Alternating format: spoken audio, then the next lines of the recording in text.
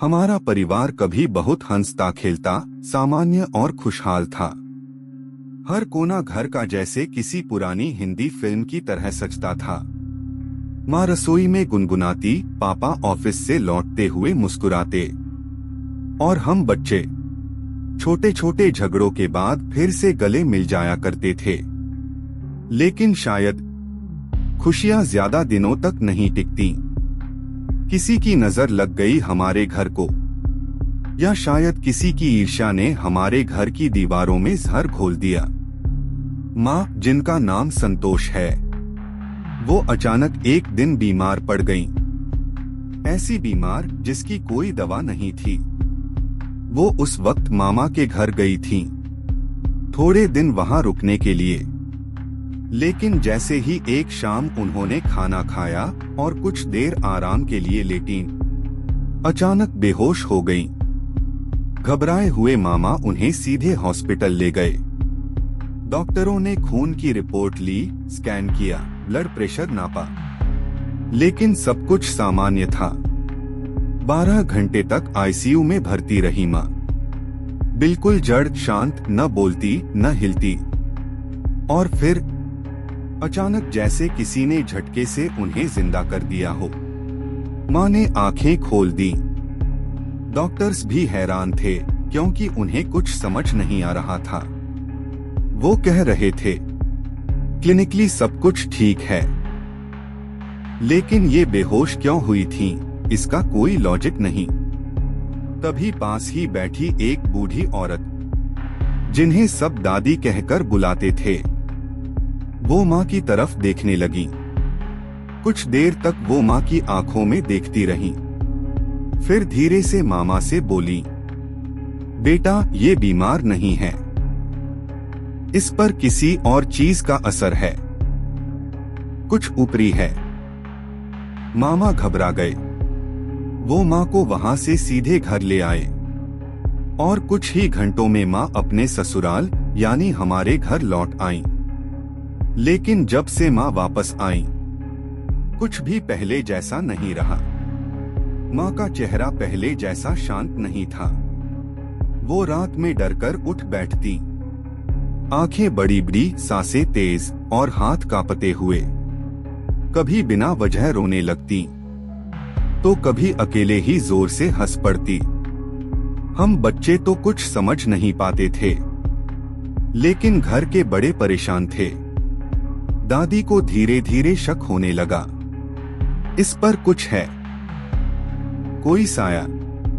और फिर जैसे उनका शक सच में बदल गया। कई बार माँ की आवाज अचानक बदलने लगती, गहरी, मर्दानी और डरावनी। हम जब कमरे में माँ के पास होते और वो अचानक जोर से कुछ बोलती, तो पापा हमें खींचकर बाहर ले जाते। बुआ हम सबको अपने कमरे में सुलाती थीं। रात में घर के दरवाजे अपने आप खटखटाने लगते, ठक ठक ठक, और फिर किसी औरत की जोर जोर से हंसी, जैसे किसी को कोई खेल बहुत पसंद आ रहा हो। हम डरकर तकिए में मुंह छुपा लेते थे। दादी माँ को कई जगह ले गई, कभी किसी बाबा के पास, कभी किसी तांत्रिक के पास। कहीं कोई हवन होता, कहीं कोई धागा बंधता, कभी किसी काली मूर्ति के आगे माँ को बैठाया जाता, तो कभी किसी मंत्रोच्चारण के दौरान माँ जोर जोर से हंसने लगती। हंसी जो माँ की नहीं थी। कुछ बाबा माँ की आंखों में झांकते ही पीछे हट गए। एक ने तो कहा, इसकी आंखों में देखना ऐसा है जैसे खुद मौत को देख लेना। कई बाबाओं की शक्तियां उसी दिन नष्ट हो गईं। कुछ को बुखार आ गया, कुछ की आंखों से खून बहा। माँ के अंदर कुछ था जो इंसानी नहीं था। और जब धीरे धीरे सच की परतें खुली, तो जो सामने आया वो हम सबके पैरों तले जमीन खिसका देने वाला था। माँ पर जो कुछ भी हुआ था, वो घर के ही किसी अपने ने करवाया था। दादी की अपनी सगी बहन। क्यों? क्योंकि जब पापा की शादी नहीं हुई थी, तब घर में वही राज करती थीं। हर काम में उनकी चलती थी, हर बात में उनकी सलाह मानी जाती थी। लेकिन माँ जब इस घर में आई तो धीरे धीरे उन्होंने घर को संभालना शुरू किया। रसोई, पूजा, रिश्तेदार, हर जगह माँ की समझदारी और व्यवहार ने सबका दिल जीत लिया। दादी की बहन अब हाशिए पर चली गई थीं। उनकी अहमियत घटने लगी और शायद वही ईर्ष्या, वही जलन एक दिन तंत्र विद्या में बदल गई। एक तांत्रिक ने बताया कि माँ के ऊपर गृहदाहिनी तंत्र करवाया गया है, जो इंसान को बाहर से बिल्कुल सामान्य दिखाता है, लेकिन अंदर से उसकी आत्मा को जलाता है, छीलता है। और इस तंत्र को करने वाला कोई बाहरी नहीं, कोई बहुत नजदीकी होता है। हम सब स्तब्ध थे। जिसने हमारे घर को ये श्राप दिया, वो खुद हमारी रगों का हिस्सा थी। माँ अब भी ठीक नहीं है। कुछ दिन अच्छे रहते हैं, कुछ दिन नहीं। पर अब हम सब जानते हैं कि हर बीमारी की दवा एलोपैथी में नहीं होती। कुछ जहर ऐसे होते हैं जो सिर्फ आत्मा से निकलते हैं, वो भी तब जब आपके अपने उसे उतारने की हिम्मत करें। हमारे घर पर जो बीता वो सिर्फ एक साधारण बीमारी की दास्तान नहीं थी, बल्कि एक लंबे समय तक चलने वाली एक ऐसी जंग थी जिसमें एक औरत, मेरी माँ, ने अपनी आत्मा के लिए लड़ाई लड़ी। और उस युद्ध में जो सबसे बड़ा मोड़ आया वो तब था जब बात हमारे कुलगुरु श्री श्री बाबा रघुनाथ जी महाराज तक पहुंची। ऐसा कहा जाता है कि सच्चे संतों को हर चीज की आहट पहले ही लग जाती है, और हमारे बाबा भी उन्हीं में से एक थे। माँ की हालत के बारे में जब मेरे नाना जी ने उन्हें बताया तो उन्होंने एक पल भी नहीं गवाया। उन्होंने मेरे मामा को अपने पास बुलाया, उन्हें भस्म भभूत दी और बहुत गहरी नजरों से उन्हें देखते हुए बोले, आज ही उसके पास जाना। आज रात उसकी आत्मा की सबसे बड़ी परीक्षा होगी। तुम्हारा वहाँ होना जरूरी है। और इतना कहकर उन्होंने मामा के कान में कुछ मंत्र फूके, कुछ निर्देश दिए और उन्हें माँ के पास रवाना कर दिया। मामा जी जब घर पहुँचे तो एक अजीब सा डर, एक अजीब सी हवा दरवाजे पर थी। उन्होंने भीतर आने से पहले पूरे 1 घंटे तक घर की चौखट पर खड़े रहकर बस इंतजार किया। ऐसा लग रहा था जैसे वो भी जान रहे हों कि जो अंदर है वो अब वो नहीं रही। वो माँ नहीं, बल्कि उसका शरीर अब किसी और के कब्जे में था।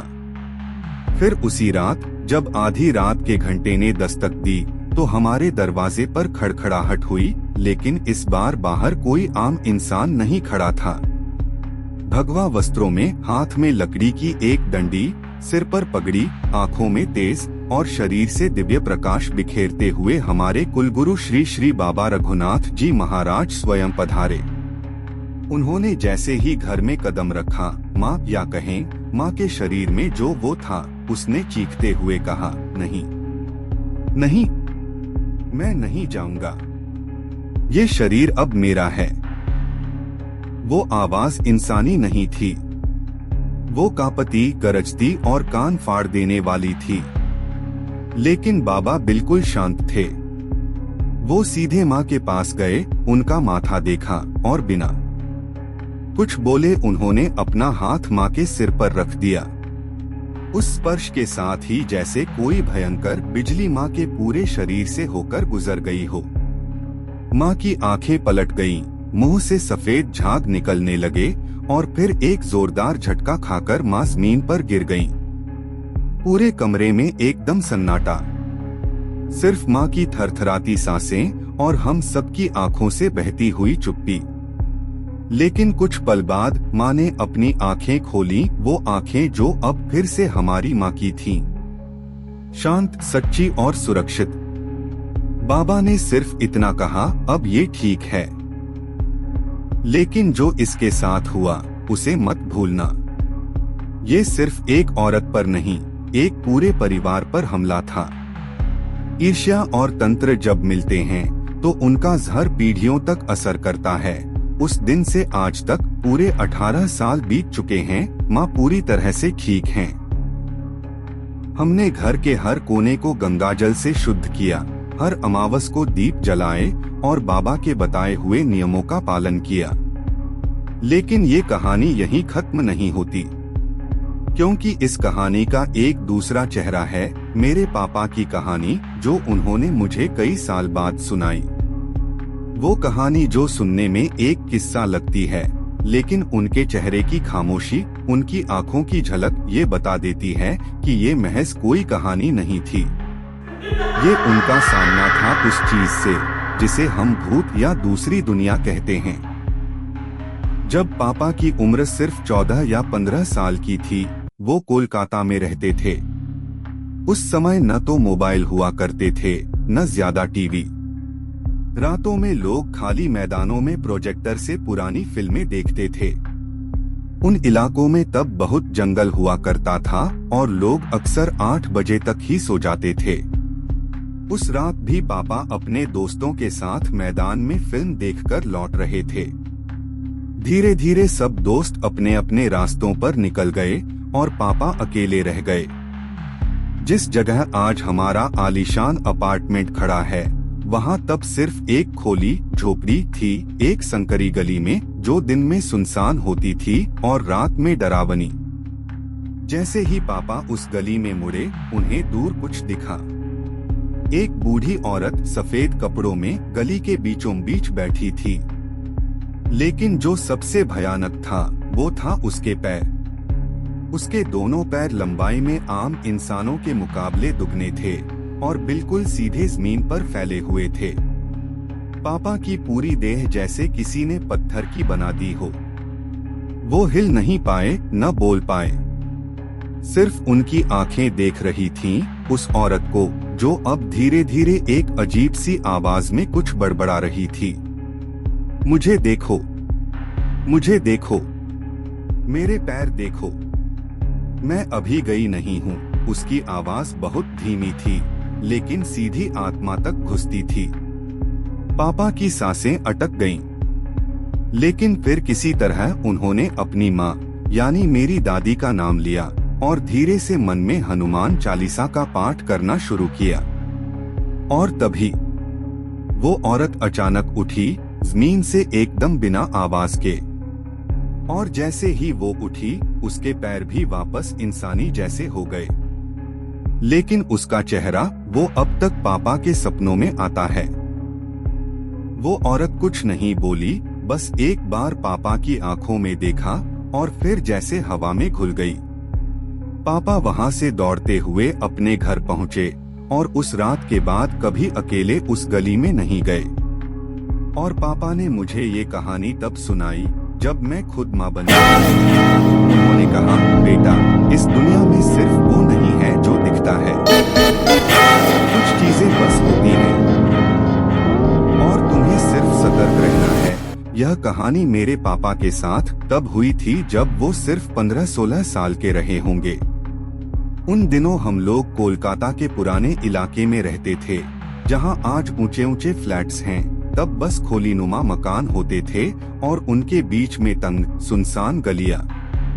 इलाका ज्यादा आबाद नहीं था, इसलिए रात का सन्नाटा ऐसा लगता मानो खुद कोई जिन्न सांस रोक के खड़ा हो। उन दिनों टीवी कम ही घरों में होता था, तो लोग मैदान में बड़े पर्दे पर पुरानी फिल्में दिखाते और बच्चे बूढ़े सब वहीं जमा हो जाते। एक रात पापा अपने दोस्तों के साथ ऐसी ही एक फिल्म देखकर लौट रहे थे।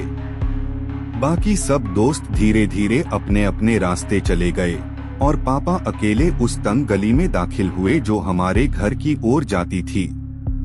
जैसे ही वो गली के बीच पहुँचे, उनकी नजर एक बूढ़ी औरत पर पड़ी। वो गली के बिल्कुल बीचों बीच बैठी थी, अपने दोनों पैर सामने फैला रखे थे, मगर बात ये थी कि उसके पैर असाधारण रूप से लंबे थे, इतने लंबे कि गली के दोनों किनारों तक पहुंच रहे थे। उसकी आंखें गड्ढों जैसी गहरी और बाल बेतरतीब सफेद। जैसे ही पापा की नजर उस पर पड़ी, उनका शरीर पत्थर बन गया, ना हिल सके, ना बोल सके। औरत एक अजीब सी घिसी हुई आवाज में बार बार बोल रही थी, आजा, मेरे पैरों के ऊपर से चला जा, कुछ नहीं होगा। आजा उसके लहजे में कोई मजबूरी नहीं, बल्कि एक ऐसा आमंत्रण था जो डर और छल से लिपटा हुआ था। पापा की आंखों के सामने सब कुछ थम गया। ठंड के बावजूद उनकी पीठ पसीने से तरबतर हो गई थी। मिनट नहीं, शायद आधा घंटा गुजर गया होगा, लेकिन पापा की हालत वैसी की वैसी। तभी मस्जिद की अजान की आवाज गूंजने लगी और उस अजान के साथ ही एक बूढ़े मौलवी साहब नमाज के लिए जाते हुए वहां से गुजरे। उन्होंने पापा को उस हालत में देखा तो तुरंत पास आकर बोले, क्या हुआ बेटा, इस वक्त यहाँ खड़े क्या कर रहे हो? उनकी आवाज में जैसे कोई जादू था। पापा की जुबान खुली और घबराए हुए वो बस इतना बोले, मौलवी साहब वो देखिए। मौलवी साहब ने भी उस औरत को देखा। उन्होंने पापा से कुछ नहीं कहा, बस उनका हाथ पकड़ लिया और बोले, चलो मेरे साथ, डरो मत। मौलवी साहब ने पापा का हाथ कस के पकड़ रखा था और वो जैसे जैसे उन्हें घर की ओर खींचते गए, पापा के शरीर में थोड़ी हरकत आई। दोनों जैसे ही गली से बाहर निकले, पीछे से उस औरत की डरावनी चीख सुनाई दी, आज तो बच गया। पापा पीछे मुड़े और देखा कि वो औरत अब खड़ी थी, उसकी काया हवा में लहराते हुए, जैसे किसी अदृश्य डोर से बंधी हो। घर पहुंचने के बाद पापा बुरी तरह कांपने लगे। बुखार चढ़ गया और अगले कई हफ्तों तक वो बीमार रहे। किसी डॉक्टर की दवा काम नहीं आई। आखिरकार दादी उन्हें पास के एक मजार पर ले गईं। वहां एक पीर साहब ने कुछ दुआ पढ़ी, तावीज दिया और पापा के शरीर से धुआं जैसा कुछ निकलता सबने महसूस किया। तभी से पापा ठीक हुए। बाद में जब पापा मौलवी साहब से मिले, उन्होंने बताया कि वो औरत कोई आम इंसान नहीं थी, वो एक चुड़ैल थी जो उस गली के पास एक पुराने पीपल के पेड़ में बसी हुई थी। कहते हैं वो रात के वक्त राहगीरों को अपने पैरों के ऊपर से चलने को कहती है और जो भी उसकी बात मान ले वो फिर कभी अपने घर नहीं लौटता। इस घटना के सालों बाद जब मैं बड़ा हुआ, मैं हैदराबाद शिफ्ट हो गया। मेरा वजन तब बहुत ज्यादा था, तो मैंने तय किया कि रोज सुबह जॉगिंग किया करूंगा। जॉगिंग के लिए उस्मानिया यूनिवर्सिटी का कैंपस सबसे बढ़िया था, खुला, शांत और हरियाली से भरा। मैं रोज सुबह 4 बजे उठकर वहां जाया करता। लेकिन एक दिन ऐसा हुआ जिसने मेरी भी रूह हिला दी। उस दिन ठंड कुछ ज्यादा थी। सुबह के 3:30 बजे मैं घर से निकला। पूरा शहर अंधेरे में डूबा था और सड़कें वीरान थीं।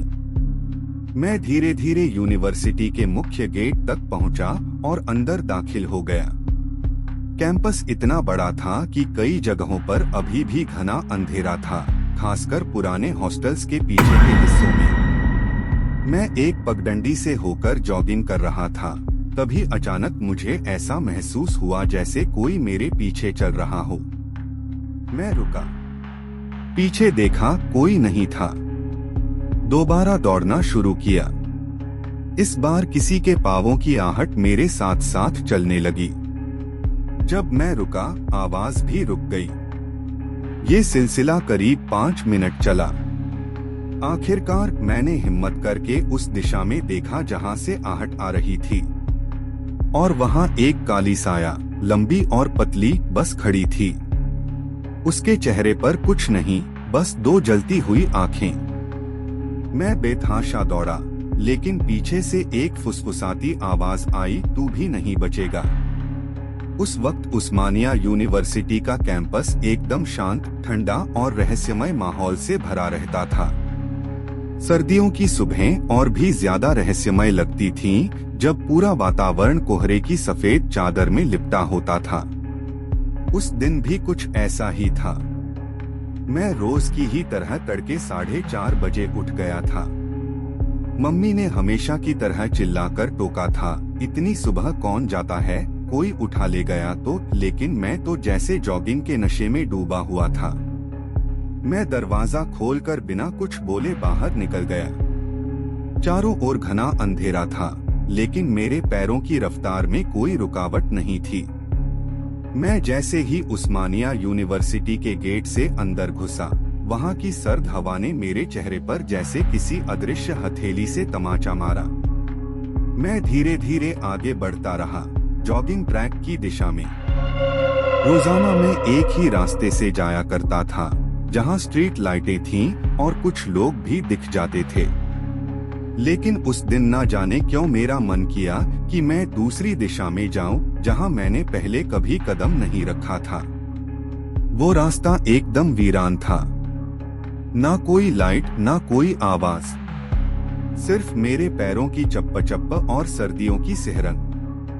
रास्ते के दोनों ओर ऊंचे ऊंचे पेड़ थे, जिनकी शाखाएं कोहरे में धीरे धीरे हिल रही थीं, जैसे कोई मरे हुए लोगों की आत्माएं हाथ हिला रही हों।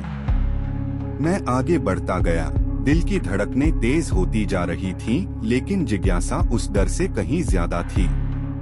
कुछ ही दूर जाने के बाद मेरी नजर एक बहुत ही पुराने और विशाल बरगद के पेड़ पर पड़ी। वो पेड़ बाकी सभी पेड़ों से अलग लग रहा था, उसके चारों ओर जैसे हवा भी भारी हो गई थी। पेड़ के नीचे कोई खड़ा था, कदकाठी से वह आदमी ही लग रहा था, लेकिन अजीब बात ये थी कि उसकी पूरी काया काले धुएं जैसी लग रही थी, धुंधली और अस्पष्ट। मैंने जोर से पूछा, भाई साहब, ये रास्ता कहाँ जाता है? वो व्यक्ति बिल्कुल भी हिला नहीं, ना ही कोई प्रतिक्रिया दी। उसकी चुप्पी ने मेरी रीढ़ की हड्डी में बर्फ जैसा कुछ उतार दिया। मैं 2 कदम और आगे बढ़ा। अब हम दोनों के बीच मुश्किल से 10 फीट की दूरी थी। मैंने दोबारा वही सवाल पूछा, लेकिन फिर से कोई जवाब नहीं। अब मैं उसके चेहरे को देख पा रहा था, या शायद देखना ही चाह रहा था, लेकिन जितना जूम करके देखता, उतना ही उसका चेहरा धुंधला होता जाता। सिर्फ 2 चीजें स्पष्ट थीं, उसकी आंखें गहरी काली, लेकिन उनमें कोई तारा नहीं था, कोई चमक नहीं, सिर्फ अंधेरा।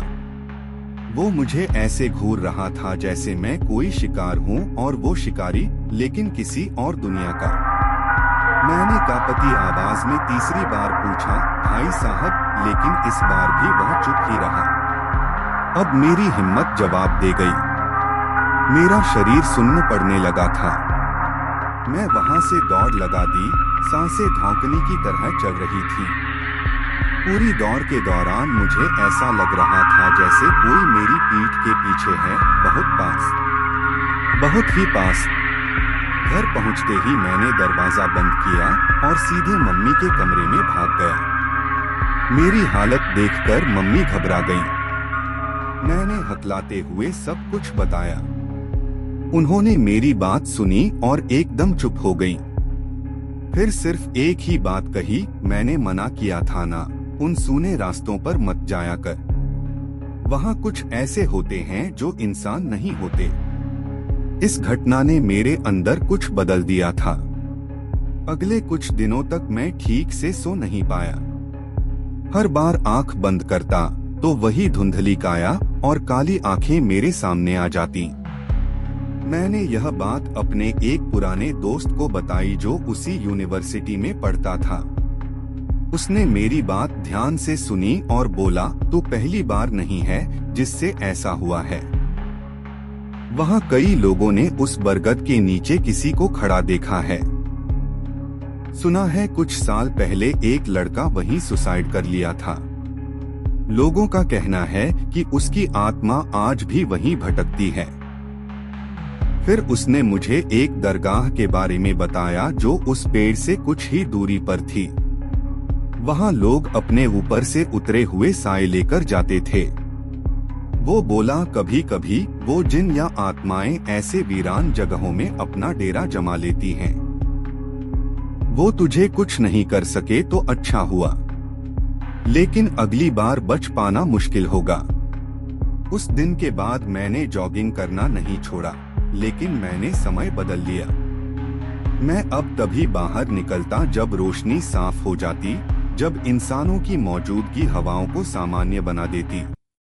उस पेड़ की ओर मैंने कभी दोबारा रुख नहीं किया, लेकिन अब भी जब मैं उस रास्ते के करीब से गुजरता हूँ तो हवा थोड़ी भारी सी लगती है और ऐसा लगता है जैसे कोई अब भी मुझे वहीं से देख रहा हो। एक दिन की बात है, नाना जी के एक करीबी दोस्त की बेटी की शादी थी, जो कि उनके पुराने गांव से कुछ मील की दूरी पर स्थित एक छोटे से गांव में हो रही थी। उन दिनों गाड़ियां हर किसी के पास नहीं होती थीं और लोग अक्सर साइकिल या पैदल ही सफर किया करते थे। नाना जी ने तय किया कि वे खुद साइकिल चलाएंगे और पीछे मम्मी और उनकी दोनों छोटी बहनों को बैठाकर शादी में ले जाएंगे।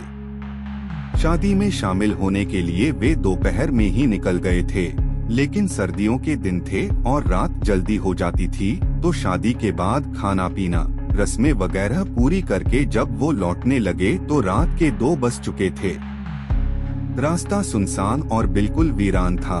आसपास दूर दूर तक कोई घर नहीं, सिर्फ मैदान और कुछ पुराने सूखे पेड़। साइकिल पर सबसे पीछे मेरी मम्मी अकेली बैठी थीं और वो रास्ते में इधर उधर देखते हुए हवा में उड़ती ठंडक और कोहरे के बीच खोई हुई थीं। तभी उनकी नजर एक पुराने खजूर के पेड़ पर पड़ी, जो अकेला उस वीराने में खड़ा था। उसकी शाखाएं हवा में धीरे धीरे हिल रही थीं, लेकिन पेड़ पर कुछ था नहीं, कोई थी। मम्मी ने देखा कि उस पेड़ की ऊंचाई पर लगभग सबसे ऊपर एक औरत बैठी हुई थी। उसने लाल बॉर्डर वाली सफेद बंगाली साड़ी पहनी हुई थी और वो अपने पैरों को हवा में झुला रही थी, जैसे झूला झूल रही हो। मम्मी ने जैसे ही उस पर ध्यान दिया, उस औरत ने अपनी एक झुकी हुई गर्दन से ऊपर देखा और धीरे से मम्मी की तरफ मुस्कुराते हुए इशारा किया। अपनी लंबी पतली उंगलियों से अपने पास बुलाया। उस मुस्कान में कोई गर्मजोशी नहीं थी, बल्कि एक ठंडा निमंत्रण था, जैसे किसी कुएं की गहराई से आती आवाज, आजा आजा। मम्मी सन्न रह गईं। कुछ सेकंड के लिए उनका शरीर जैसे जम गया हो, लेकिन उस औरत ने फिर से इशारा किया, अब की बार थोड़ा ज्यादा जोर से, जैसे कह रही हो कि देर ना कर, जल्दी कर। मम्मी के मुंह से एक तेज चीख निकल पड़ी, इतनी तेज कि अंधेरे को चीरती हुई नाना जी के कानों तक पहुंची। उन्होंने तुरंत साइकिल रोकी और पीछे मुड़कर पूछा, क्या हुआ? मम्मी कांपते हुए पेड़ की तरफ इशारा करते हुए बोली, वो औरत, वो मुझे बुला रही है, वो ऊपर बैठी है, देखो। नाना जी ने तुरंत नजर दौड़ाई, लेकिन उन्हें वहां कुछ भी नहीं दिखाई दिया। पेड़ खाली था, खामोश और अचल। नाना जी ने फिर भी बहुत ध्यान से देखा, लेकिन वहां कोई नहीं था। मम्मी के अलावा किसी को वो औरत दिखाई नहीं दे रही थी। नाना जी घबरा गए। उन्होंने मम्मी को पीछे से उठाकर साइकिल के आगे बिठा लिया और तेजी से घर की ओर चल पड़े। मम्मी रास्ते भर थर-थर कांपती रहीं, उनका चेहरा पीला पड़ गया था और आंखें खुली की खुली थीं। घर पहुंचते ही नानी ने दरवाजा खोला और मम्मी की हालत देखकर हैरान रह गईं। उन्होंने मम्मी को जल्दी से बिस्तर पर लिटाया, रजाई ओढ़ाई, लेकिन तब तक बहुत देर हो चुकी थी। मम्मी को बहुत तेज बुखार चढ़ गया था और उन्होंने अजीबोगरीब हरकतें शुरू कर दी थीं। उनका पूरा शरीर तप रहा था, लेकिन होंठ बुदबुदा रहे थे। आंखें बंद करके वो कुछ बोल रही थीं, एक ऐसी भाषा में जो किसी को समझ नहीं आ रही थी। रात के समय मम्मी बार बार बिस्तर से उठकर बाहर जाने लगती थीं, जैसे किसी ने उन्हें पुकारा हो। नाना जी हर बार उन्हें रोकते, लेकिन कुछ ही देर में वो फिर उठ जाती। एक बार तो नाना जी ने उन्हें मोहल्ले के पीछे वाले खाली प्लॉट से ढूंढकर वापस लाया। उनकी चाल वैसी नहीं थी जैसी एक होशमंद इंसान की होती है। वो सीधी चल रही थीं, लेकिन आंखें खुली की खुली थीं और चेहरा पूरी तरह जड़। सुबह का इंतजार मुश्किल हो गया था। जैसे तैसे रात बीती। सुबह होते ही नाना जी ने गांव के मशहूर ओझा बाबा को बुलाया। ओझा बाबा आए। उन्होंने घर में गंगाजल छिड़का, नींबू काले धागे और कुछ मंत्रों के साथ जोर से झाड़ फूंक किया। जब वो मम्मी के सामने आए तो उन्होंने कहा, इस पर किसी पुरानी आत्मा की छाया है जो इसे अपने साथ ले जाना चाहती है। ये औरत जंगल की है, ये यहाँ की नहीं। इसे कभी जलाया नहीं गया, इसलिए इसका मोह नहीं छूटा। झाड़ फूंक के बाद मम्मी को थोड़ा होश आया। उन्होंने बहुत धीरे से पानी मांगा और उनकी आंखों में थोड़ी सी रोशनी लौटी। लेकिन उस दिन के बाद कई महीनों तक मम्मी अकेली कहीं नहीं जाती थीं। उन्होंने साइकिल की सवारी करना पूरी तरह बंद कर दिया था। और आज भी जब उस पेड़ की बात निकलती है, उनकी आंखें डर से भर जाती हैं। किसी के फुसफुसाने की वो धीमी कांपती आवाज अब और साफ हो चुकी थी, जैसे किसी सूखी ज़बान वाली औरत के होंठ हिल रहे हों। लेकिन वो शब्द जो वो बोल रही थी, वो किसी भी आम भाषा के नहीं थे। मेरी बहन ने तकिए से अपना चेहरा ढक लिया, पर कान खुले थे और उस कान में जैसे किसी ने बर्फ की तरह ठंडी सांसें छोड़ी, धीरे धीरे रेंगती हुई। वो आवाजें अब कानों में नहीं, अंदर दिल में उतरने लगी थीं। उसी पल उसे अपने सिर के पास किसी के होने का एहसास हुआ। कोई था जो वहां बैठा सांस ले रहा था। और फिर एक पल को सन्नाटा, और अगले ही पल जैसे हड्डियों की चटकने जैसी आवाज, टक टक टक, जैसे किसी ने लकड़ी की जमीन पर नुकीली एड़ी की चप्पल से कदम रखा हो। वो कदम धीरे धीरे उसके सिर के पास से गुजरते हुए उसके पैरों की ओर बढ़े, लेकिन हवा का कोई भी झोंका नहीं था, ना ही दरवाजा खुला था। बस वो आवाज। और कुछ पल बाद जब वो कदम वापस उसके सिर की ओर लौटे तो किसी ने उसके कान में झुककर कुछ फूंका। एक ऐसी सांस जो जैसे सड़ी हुई मांस की बूलिये थी। उस फूंक के साथ ही कुछ गिरा, जैसे किसी ने मुट्ठी से राख छिड़की हो, लेकिन वो कान में नहीं गया, बल्कि चेहरे के पास से होकर तकिए पर गिरा। उस राख में से सड़न की एक गंध उठी, जिससे बहन की सांसें रुकने लगी। डर के मारे उसकी आंखों से आंसू बहने लगे। और तभी उसने हिम्मत करके कंबल को थोड़ा सा हटाया, बस इतना कि आंखें बाहर झांक सकें। वहां कमरे के कोने में दरवाजे के पास वो खड़ी थी, एक लंबी टेढ़ी देह वाली औरत जिसकी गर्दन एक तरफ झुकी हुई थी जैसे टूटी हो। उसने वही लालसफेद साड़ी पहन रखी थी, लेकिन उसका पल्लू गंदगी से भरा था और उसके बाल, वो बाल ऐसे जैसे 100 सालों से न धुले हों, मोटे, जटिल, उलझे हुए, और उसमें से मिट्टी और मकड़ी के जाले लटक रहे थे। उसकी आंखें बिल्कुल काली थीं, बिना पुतली के, बस 2 गहरे काले कुएं, जिनमें झांकने से ऐसा लगता था जैसे कोई आपको भीतर खींच ले। उसके नाखून टूटे हुए थे, लेकिन इतने लंबे कि वो किसी भी गर्दन को चीर सकते थे। वो धीरे धीरे मेरी बहन के पलंग की तरफ बढ़ी और झुककर मुझे देखने लगी, क्योंकि मैं उसी पलंग के नीचे फर्श पर सो रही थी। उसने एक हाथ आगे बढ़ाया, उसके सड़े हुए हाथ से बदबू आई और उसने मेरे कंधे को पकड़कर खींचना शुरू कर दिया। मैं तो नींद में थी, लेकिन जैसे ही मैंने उसकी ठंडी उंगलियों को अपने गले के पास महसूस किया, मेरी नींद खुल गई, लेकिन आवाज गले में अटक गई। मैं चिल्ला नहीं पाई, सिर्फ आंखों से रोना शुरू कर दिया। मेरी बहन ने हिम्मत दिखाई, उसने तेजी से अपनी आंखें बंद करके सारे वो दुआएं पढ़नी शुरू कर दी जो उसे आती थीं, आयतुल कुर्सी, फलक, नास, जो जो याद था सब। फिर उसने हाथ बढ़ाकर मेरा माथा छुआ। जैसे ही उसने मेरा माथा पकड़ा, उस चुड़ैल ने जैसे कराहते हुए एक अजीब सी चीख मारी और मुझे छोड़ दिया। लेकिन उसका गुस्सा कम नहीं हुआ। अब उसने करवट ली और हमारी सबसे छोटी बहन की तरफ बढ़ी।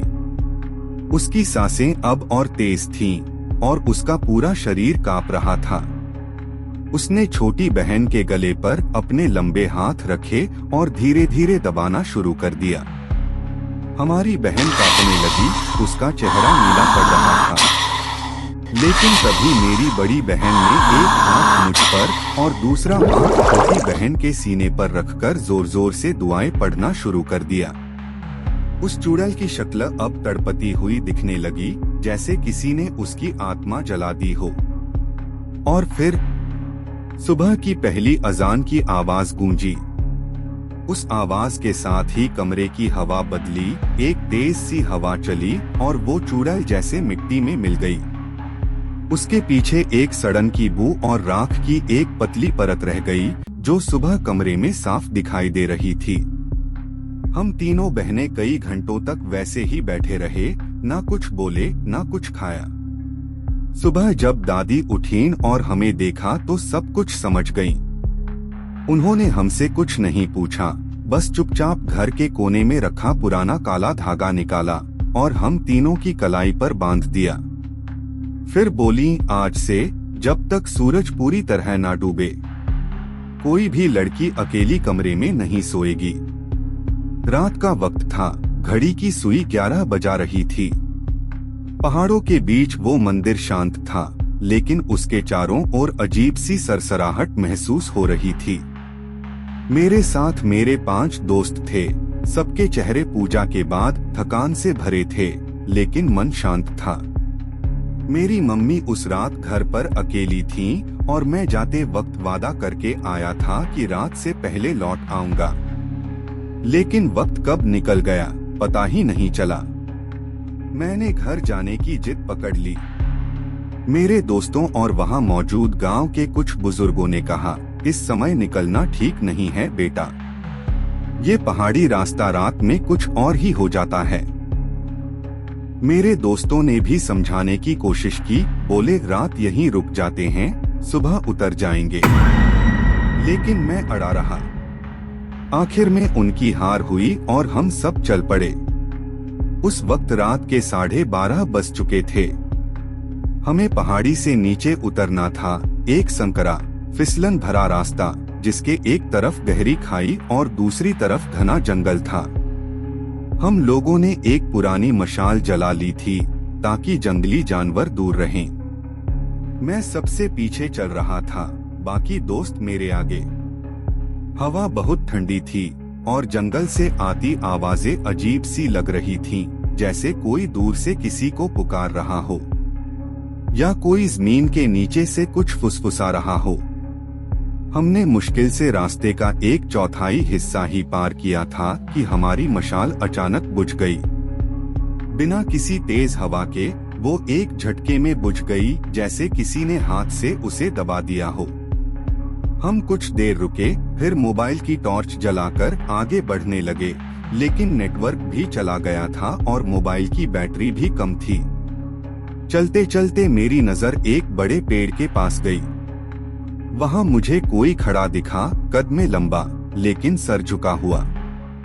इतना रात गए वहां कोई कैसे खड़ा हो सकता है?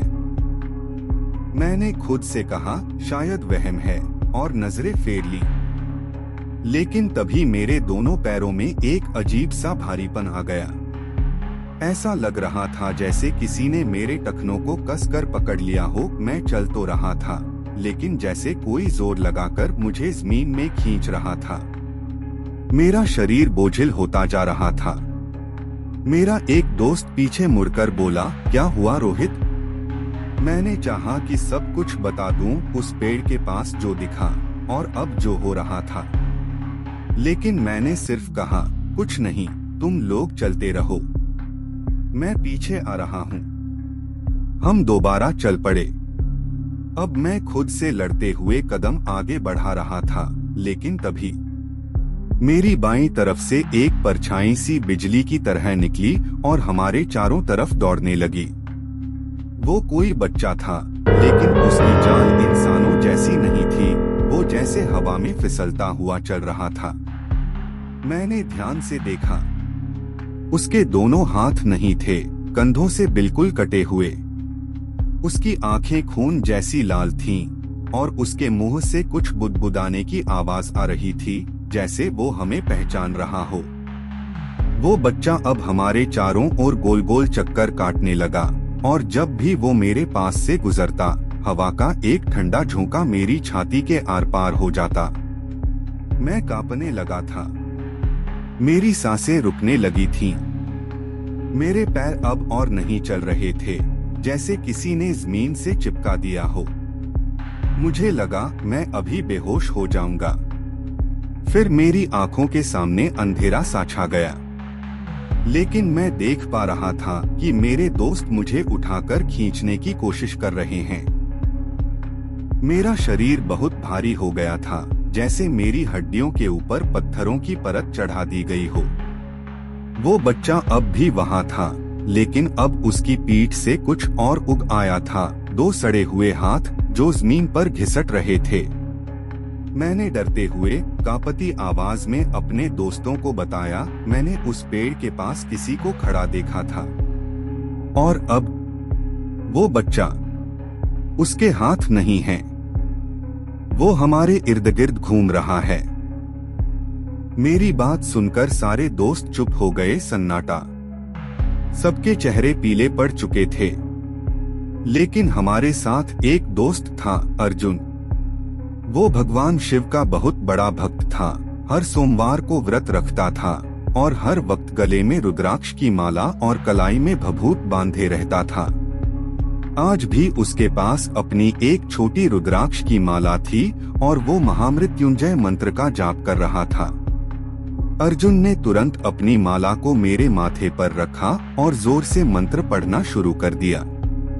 उसने बाकी दोस्तों से कहा, किसी की तरफ मत देखो, किसी से कुछ मत पूछो, बस चुपचाप चलते जाओ और मन में भगवान का नाम लो।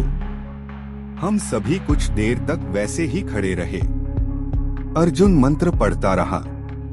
बच्चा अब गायब हो गया था, लेकिन उसके जाने के बाद वहां से एक सड़ी हुई मांस की बदबू उठने लगी थी। हमारे नीचे की जमीन भी गीली हो गई थी, जैसे किसी ने वहां कुछ गाड़ा हो। हम लोग डरे हुए थे, कांपते हुए, लेकिन अर्जुन के साथ साथ धीरे धीरे नीचे उतरते रहे। वो लगातार मंत्र पढ़ता रहा और फिर एक जगह आकर हम सबने एक साथ पीछे मुड़कर देखा। उस पेड़ के पास अब कुछ नहीं था, लेकिन पेड़ के तने पर खून से लिखा एक शब्द चमक रहा था, वापस मत आना। अंदर जैसे कोई और ही शक्ति उतर आई थी। मेरे अंदर भी शिव जी का ही अंश था, लेकिन वो अंश उस रात कुछ कमजोर पड़ गया था। और तभी मेरे दोस्त तनुज ने मुझे अपने कंधे पर उठाया। अकेला, बिना किसी मदद के, उसने मेरी पूरी देह का भार सहा। सोचो, एक इंसान जो चल नहीं पा रहा, जिसके शरीर पर मानो कोई और हावी हो, वो कितना भारी हो जाता है। मगर तनुज बिना डरे, बिना रुके मुझे लेकर नीचे उतरने लगा। पहाड़ी का रास्ता और भी डरावना हो चला था। टॉर्च की रोशनी भी अब कांपती सी लग रही थी। नीचे आते वक्त मुझे फिर से कुछ दिखा, कुछ हवा में उड़ता हुआ। वो चीज किसी इंसान जैसी नहीं थी। उसके बाल एकदम सफेद थे, आंखें आग जैसी लाल और दांत इतने लंबे और नुकीले कि लग रहा था एक बार में गले में घुस जाएंगे। वो मेरे सामने आकर हवा में ठहर गया। मुझे हाथ से इशारा करके पास बुला रहा था, लेकिन शायद तनुज के शरीर से निकली भक्ति की ऊर्जा ने उसे रोके रखा। वो पास नहीं आया, लेकिन उसकी आंखें लगातार मेरी आंखों में घुसती जा रही थीं। एक नहीं, 3 भूत थे और तीनों अलग अलग रूपों में, लेकिन सभी की नजर मुझ पर थी। कभी दहाड़ते, कभी फुसफुसाते, जैसे मेरे दिमाग पर कब्जा करना चाहते हों। मेरे दोस्त तनुज ने उस वक्त कुछ मंत्र भी बोलना शुरू कर दिया था, धीरे धीरे, लेकिन बहुत ही विश्वास से। शायद उसी की वजह से हम सब सही सलामत नीचे उतर सके। वरना उस रात अगर तनुज हमारे साथ नहीं होता, तो हम सबकी लाशें कहीं उस जंगल में सड़ रही होती। नीचे उतरते ही हम सीधे पासी के मंदिर की तरफ भागे। मंदिर में घुसते ही मेरी हालत बिगड़ने लगी। मैं वहीं से मेरी अब भी कुछ कर रहा था। बाद में दोस्तों ने बताया कि मैं किसी जानवर की तरह गुर्रा रहा था, जैसे कोई कुत्ता या भेड़िया। मैं जमीन पर रेंग रहा था, दीवारें खरोंच रहा था और अजीब अजीब आवाजें निकाल रहा था जो किसी इंसानी भाषा से मेल नहीं खाती थीं। मेरे दोस्तों ने जब ये देखा तो उनमें से कुछ डरकर मंदिर से बाहर भाग गए, लेकिन तनुज वहीं रुका रहा। उसने मंदिर के पुजारी को बुलाया। पुजारी ने कहा, इसमें कोई आत्मा बैठी है, बहुत गहरी और पुरानी, कोई बलि मांग रही है। उसके बाद 3 दिन तक मैं बीमार रहा। मेरी आंखों का रंग पीला पड़ चुका था। चेहरे पर गहरे नीले निशान थे, जैसे किसी ने गर्दन दबाई हो। मुझे कुछ याद नहीं, लेकिन माँ बताती हैं कि मैं रात को नींद में बोलता था, मैं लौट के आऊंगा, मुझे छोड़ा मत जाए। फिर एक दिन तनुज ने मुझे अपने घर बुलाया। वहाँ एक खास पूजा हो रही थी। उसने कहा, बस बैठ जा, कुछ मत सोच, कुछ मत बोल। मैं पूजा में बैठा, लेकिन मन बेचैन था। मुझे लग रहा था कि कोई मुझे नाम लेकर पुकार रहा है। मेरी गर्दन अपने आप मुड़ रही थी और मेरी नजर अपने ही एक दोस्त पर जा अटकी। मैं उसे घूरता रहा, लगातार बिना पलक झपकाए। वो लड़का घबरा गया, बोला, राज, ऐसे मत देख, डर लग रहा है। लेकिन मैं चुप रहा। तभी तनुज ने पूछा, बता, तुझे क्या चाहिए? और मेरे मुंह से जो आवाज निकली वो मेरी नहीं थी। भारी, खुरदुरी और बहुत ही डरावनी आवाज, मुझे इंसान की बलि चाहिए। सन्नाटा छा गया, किसी ने कुछ नहीं कहा। और तभी तनुज ने पीछे से एक डंडा उठाया और मुझे जोर से मारा। 1 बार, 2 बार, 3 बार, और हर बार मैं चीखता रहा, लेकिन वो रुक नहीं रहा था। आखिर में जैसे किसी ने मेरी छाती से कुछ खींचकर बाहर फेंका हो, मैं जोर से चिल्लाया और बेहोश हो गया। जब होश आया तो सब शांत था। शरीर में हल्कापन था, दिल में कोई डर नहीं, और आंखें अब फिर से मेरी अपनी थी। आज उस रात को सोचता हूँ तो समझ आता है कि अगर तनुज पांडे ना होता, अगर वो शिव भक्त मेरे साथ ना होता, तो शायद आज मैं और मेरे दोस्त जिंदा नहीं होते। मेरा नाम राजकुमार है। मैं हिमाचल प्रदेश के नालागढ़ के एक छोटे से गांव सालौन का रहने वाला हूँ। और जो कहानी मैं अब आपको सुनाने जा रहा हूँ, वो उस घटना के कुछ ही महीने बाद की है। तब मैं नालागढ़ पीजी कॉलेज में होटल मैनेजमेंट का कोर्स कर रहा था और कॉलेज की तरफ से हमें ओडिसी के लिए नजदीकी होटलों में भेजा जाता था। उसी दौरान की बात है, एक रात जब होटल में पार्टी देर रात तक चली तो मैं और मेरा क्लासमेट प्रेम, हम दोनों वापस घर लौटने लगे। घड़ी ने 12 बजा दिए थे। रास्ता सुनसान था और उस रात जो हुआ वो पहले से भी ज्यादा डरावना था। हम दोनों पैदल ही बातें करते करते अपने रास्ते पर चल पड़े। रात का समय था, लेकिन आसमान में बादल घिरे थे और कभी कभी हल्की सी गरज भी सुनाई दे रही थी। रास्ता सुनसान था, मगर हमारी बातें चलते चलते इतनी गहरी हो चुकी थीं कि 5 किलोमीटर का सफर कब तय हो गया, हमें पता ही नहीं चला। हम बस यूं ही हंसते बोलते आगे बढ़ते गए। अब हमारा घर सिर्फ 1 किलोमीटर दूर रह गया था और उस वक्त एक अजीब सी तसल्ली हो रही थी कि चलो अब तो बस थोड़ी ही दूरी और पार करनी है। लेकिन तभी मेरी नजर प्रेम पर पड़ी। उसका चेहरा बिल्कुल पीला पड़ चुका था। वो एकदम चुप हो गया था। उसकी आंखें अब रास्ते पर नहीं बल्कि आसपास झाड़ियों में और ऊपर पेड़ों की तरफ भाग रही थीं, जैसे कोई उसे दिख रहा हो जिसे मैं नहीं देख पा रहा था। मैंने उससे पूछा, क्या हुआ? तू इतना घबराया क्यों है? मगर इससे पहले कि वो कुछ कहता, एक पत्थर जोर की आवाज के साथ हमारे ठीक सामने आकर गिरा। वो पत्थर कहीं ऊंचाई से नहीं गिरा था। उसकी दिशा और गति देखकर साफ लग रहा था कि किसी ने हमें लक्ष्य करके फेंका था। हम दोनों वहीं सन्न खड़े रह गए। प्रेम के तो मानो होश ही उड़ गए। वो एकदम से मेरे सामने से भागने लगा, बिना कुछ कहे, बिना पलटे। मैंने भी डर के मारे बिना कुछ सोचे समझे उसके पीछे दौड़ लगा दी। उस वक्त ना मुझे रास्ते का होश था, ना अंधेरे की परवाह, बस एक ही ख्याल था कि किसी भी तरह घर तक पहुंच जाऊं। हम मुश्किल से 50-60 कदम ही दौड़े थे कि अचानक मुझे ऐसा महसूस हुआ जैसे किसी ने मेरी गर्दन के पीछे से जकड़ लिया हो। सांस घुटने लगी थी। पीछे पलटने की भी हिम्मत नहीं हो रही थी, लेकिन फिर भी मैंने गर्दन घुमाने की कोशिश की और तभी प्रेम भी चिल्ला पड़ा, कोई कुछ है पीछे। वो भी मेरी ही तरह एक अदृश्य ताकत से जकड़ा हुआ था। मुझे एकदम से अपने गुरु पिता श्री गुरु गोबिंद सिंह जी महाराज की याद आई।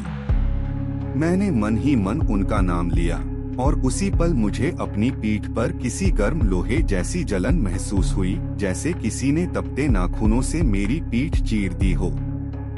दर्द ऐसा था कि मेरे मुंह से चीख निकल गई, लेकिन वो ताकत अभी भी हमें पकड़े हुए थी। सांस जैसे अटक चुकी थी। किसी तरह हम दोनों ने खुद को खींचते हुए आगे बढ़ाना शुरू किया।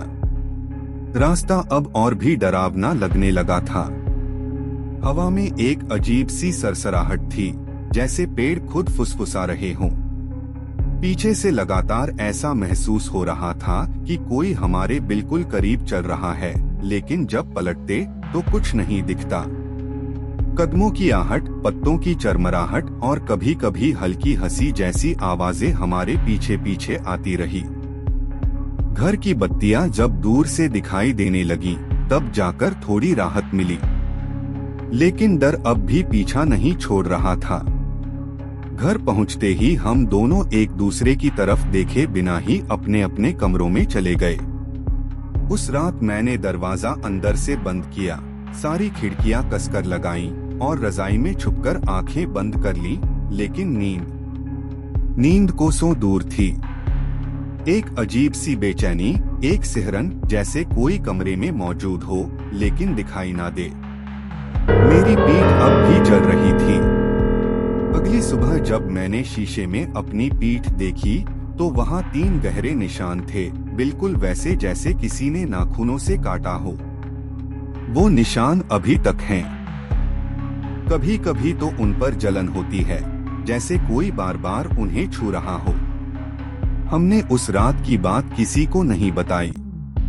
डर था कि लोग मजाक बनाएंगे या पागल समझेंगे, लेकिन सच यही है, वो जो कुछ भी था वो इस दुनिया से नहीं था, और शायद वो हमारे साथ घर तक भी आ गया था। अब मैं आपको अपना परिचय देता हूँ। मेरा नाम मुकेश है और मैं इस वक्त 18 साल का हूँ। ये जो कहानी आपने सुनी, ये मेरी जिंदगी की सबसे डरावनी और सच्ची कहानी है।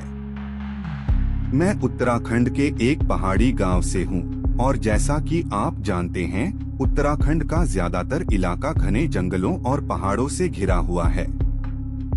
यहाँ हर गांव में कुछ न कुछ रहस्य छिपे होते हैं। इस घटना के बाद मैंने कई रातें बिना नींद के बिताई हैं, और ये सब सिर्फ एक शुरुआत थी।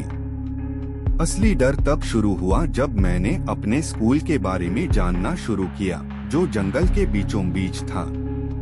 उस स्कूल को बने हुए अभी 5 साल ही हुए थे, लेकिन गांव वालों की बातों में कहा जाता था कि आज से 7 साल पहले वहीं पर एक बच्चे की मौत हुई थी।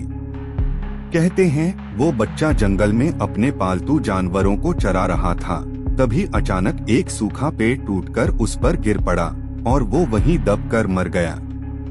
लेकिन लोगों का ये भी मानना था कि उस बच्चे की आत्मा अब भी उसी जंगल में भटकती है और कभी कभी अपने जैसे मासूमों को बुला लेती है।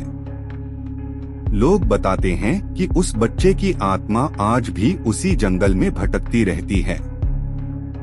कुछ लोग तो ये भी कहते हैं कि जो भी व्यक्ति रात के वक्त उस जंगल में गया है, वह या तो लौटकर कभी आया ही नहीं, और अगर किस्मत से जिंदा लौट भी आया तो उसकी हालत ऐसी हो गई कि वह कभी भी अपने साथ घटे भयावह हादसे को जुबान तक नहीं ला सका।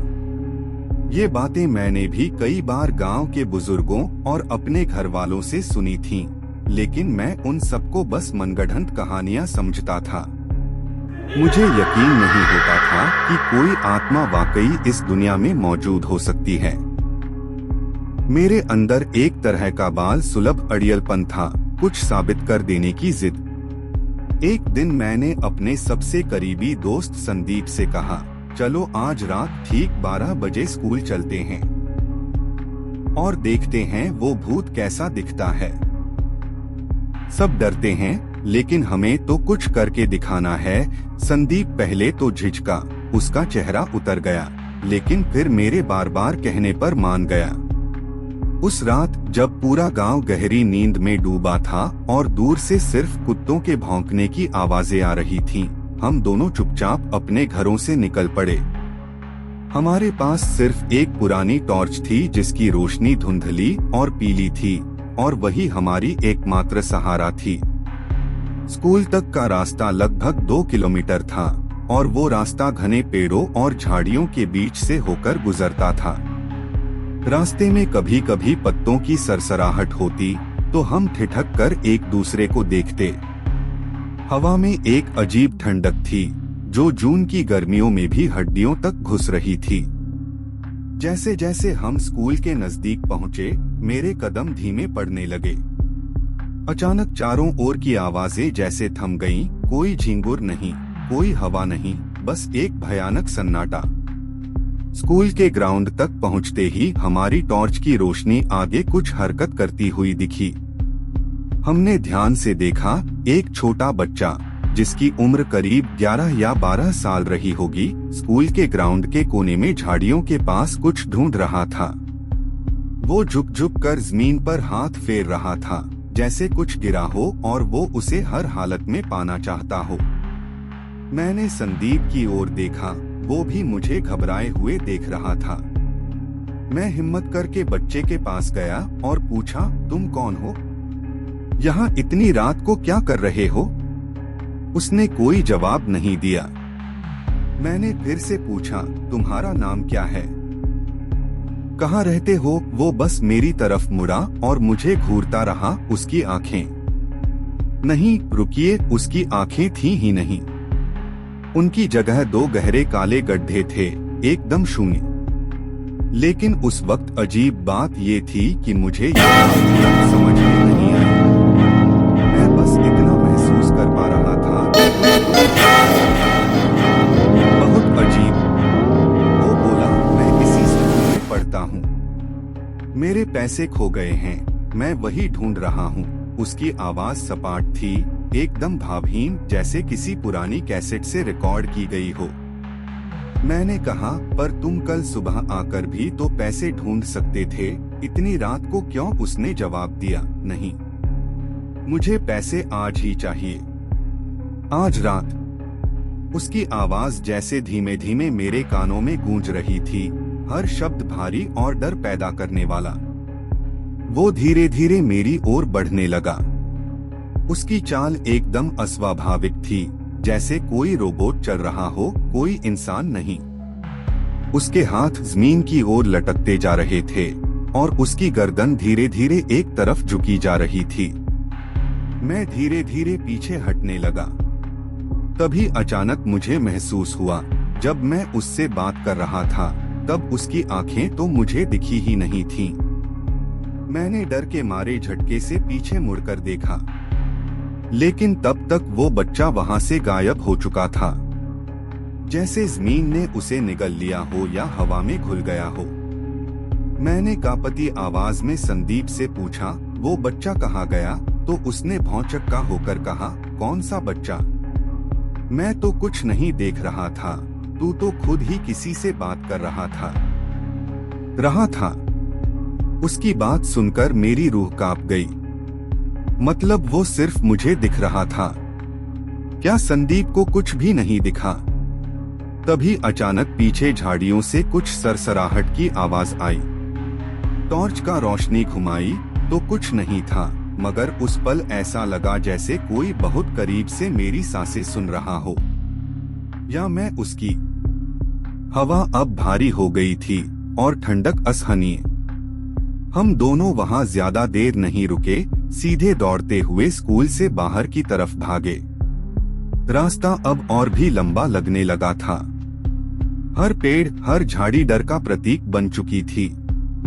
हमारी टॉर्च अब झपकने लगी थी, और जैसे ही स्कूल की बाउंड्री से निकले, पीछे से किसी बच्चे की धीमी हंसी सुनाई दी।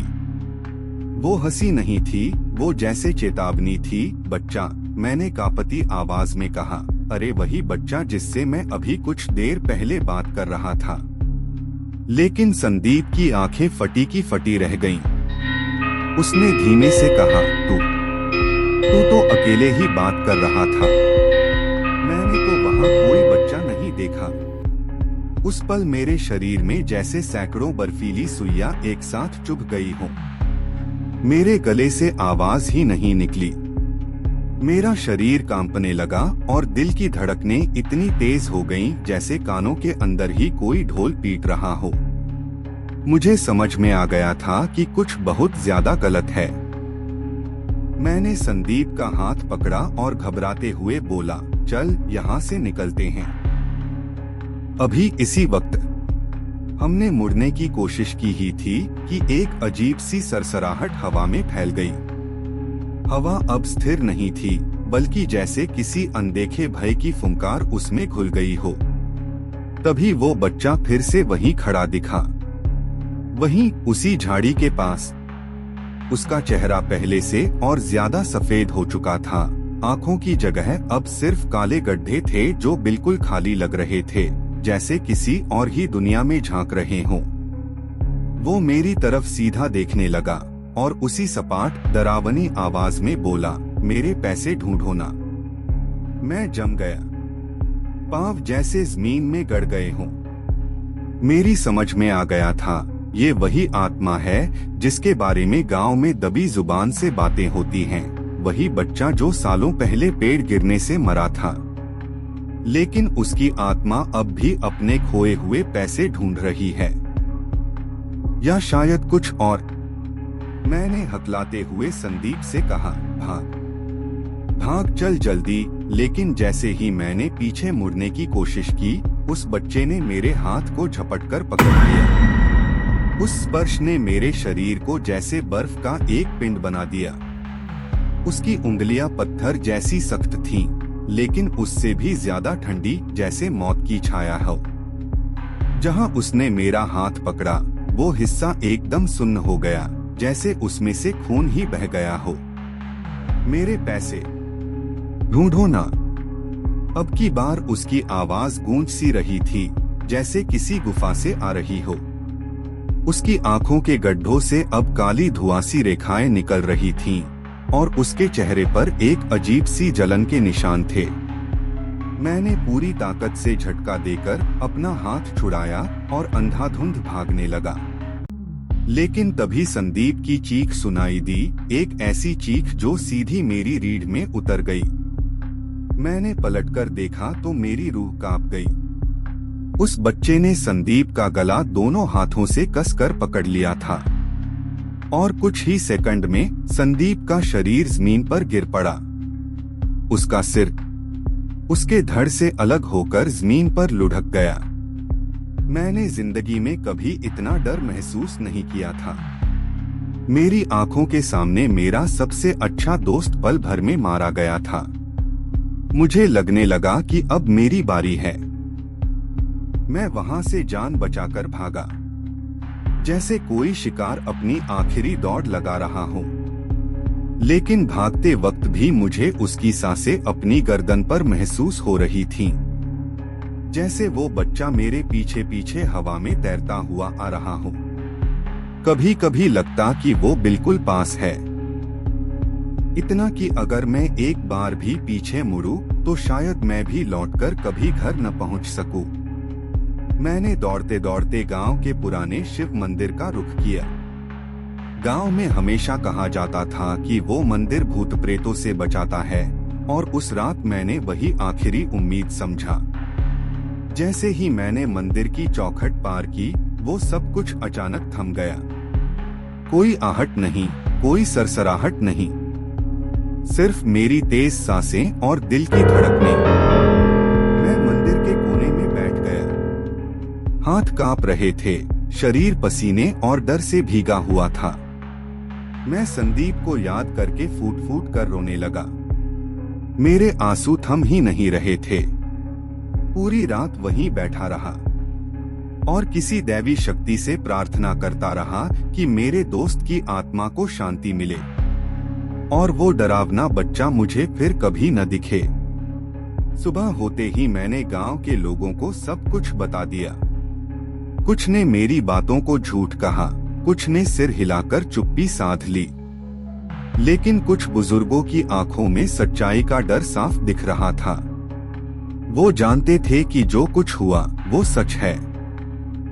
फिर एक टोली बनाकर हम उसी जगह गए जहां संदीप की मौत हुई थी, लेकिन वहां कुछ नहीं था। ना खून, ना शरीर, ना सिर, ना कोई निशान, जैसे कुछ हुआ ही नहीं था। सिर्फ वही पुराना स्कूल ग्राउंड, वही पेड़, वही झाड़ियां और वही डरावनी खामोशी।